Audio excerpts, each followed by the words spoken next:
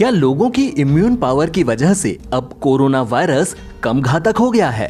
New York के बाद अब दिल्ली के आंकड़े इस तरफ इशारा कर रहे हैं। हर्ड इम्यूनिटी विकसित करने के लिए कितने प्रतिशत लोगों का संक्रमित होना जरूरी है, इस पर अभी भी बहस चल रही है। लेकिन आंकड़े बताते हैं कि दिल्ली और न्यूयॉर्क हर्ड इम्यूनिटी जैसी स्थिति में है। इसका एक उदाहरण दिल्ली के ताजा सर्वे से मिला। सर्वे के मुताबिक दिल्ली की 1/4 जनसंख्या यानी 40 लाख लोगों को कोरोना हुआ और वे बिना पता लगे ठीक भी हो गए।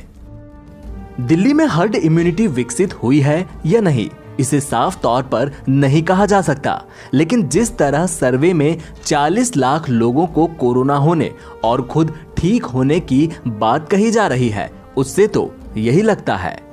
अब इस पर भी सवाल उठता है कि हर्ड इम्यूनिटी विकसित करने के लिए आखिर कितने प्रतिशत जनसंख्या में संक्रमण या रोग प्रतिरोधक क्षमता होनी चाहिए। सबसे पहली बात कि आखिर कोरोना का पीक किसे कह सकते हैं।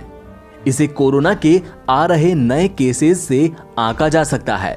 जानकार ऐसा मानते हैं कि जब लगातार 14 दिनों तक केस गिरते रहे तो मान लीजिए पीक आ चुका है।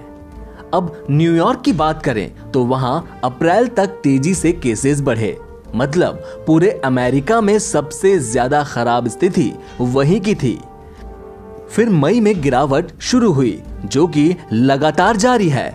दिल्ली की ताजा स्थिति को देखकर एम्स के डायरेक्टर रणदीप गुलेरिया कहते हैं कि ऐसा लगता है कि दिल्ली का पीक पिछले हफ्ते आकर जा चुका है, क्योंकि केसेस की संख्या में अब गिरावट शुरू हो चुकी है। पीक का चले जाने का मतलब ये बिल्कुल नहीं है कि कोरोना खत्म हो गया है, लेकिन इसके बाद नए केसेस की संख्या में गिरावट आ जाती है। ऐसे में जब लगे कि पीक गुजर चुका है तो सरकार रुकी हुई अर्थव्यवस्था को खोलने पर फिर विचार कर सकती है। अब सवाल उठता है कि कोरोना उतना फैला क्यों नहीं।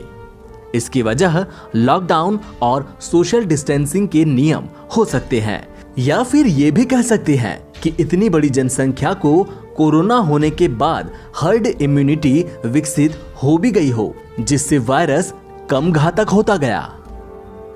हर्ड इम्यूनिटी एक प्रक्रिया है जिसमें लोगों में रोग प्रतिरोधक क्षमता विकसित हो जाती है। अब ये चाहे वायरस के संपर्क में आने से हो या फिर वैक्सीन से।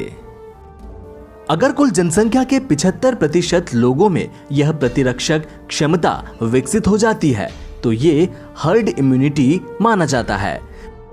एक्सपर्ट्स ऐसा मानते हैं कि कोविड-19 के केसेस में हर्ड इम्यूनिटी विकसित होने के लिए 60% लोगों में रोग प्रतिरोधक क्षमता होनी चाहिए। एनबीटी ऑनलाइन की रिपोर्ट।